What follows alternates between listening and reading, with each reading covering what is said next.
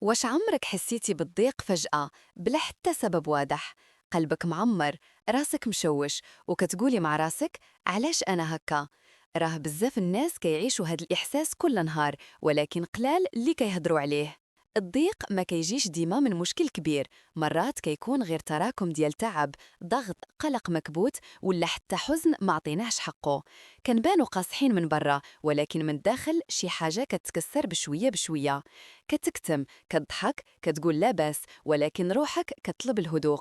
الضيق ماشي ضعف، هو رسالة من النفس كتقول لك وقف، راجع راسك واسمع للي داخلك. مرات خاصك غير ترتاح، تهدر، تبكي، ولا حتى تسكت بشوية. ما تبقاش تحارب إحساسك، حاول تفهمه، حيث الموجة إلا ما طلعتش اليوم غتطلع غدا أقوى. وراه انت ماشي ضعيف، انت فقط إنسان كيحس بزاف.